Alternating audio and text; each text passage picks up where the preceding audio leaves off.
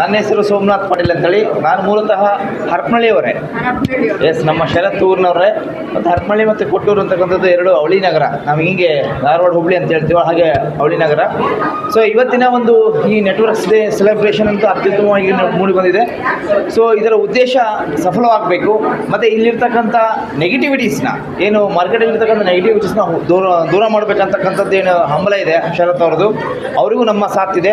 So ನಮ್ಮಲ್ಲಿ ಕೂಡ ಸಾಕಷ್ಟು ನೆಗೆಟಿವಿಟಿ ಇತ್ತು. ಯಾಕಂದರೆ ನೆಟ್ವರ್ಕ್ ಅಂದರೆ ಸುಮಾರು ಈಗ ಬಂದು 4 ತಿಂಗಳಿರೋದು, 6 ತಿಂಗಳಿರೋದು, 1 ವರ್ಷ ಇರೋದು, ಆಮೇಲೆ ಹೋಗ್ತಕ್ಕಂಥದ್ದು, ಇದು ಭಾಳ ನೆಗೆಟಿವಿಟಿ ಬಂದಿದೆ ಮಾರ್ಕೆಟಲ್ಲಿ. ಇದ್ರ ತುಂಬ ನೆಗೆಟಿವಿಟಿನೇ ಭಾಳ ಇದೆ. ಆ ನೆಗೆಟಿವ್ನ ಹೋಗಲಾಡಿಸ್ಬೇಕಂದ್ರೆ ಇಂತಹ ಒಂದು ಇವೆಂಟ್ಸ್ಗಳು ನಡೀತಾ ಇರಬೇಕು ಮಾರ್ಕೆಟಲ್ಲಿ.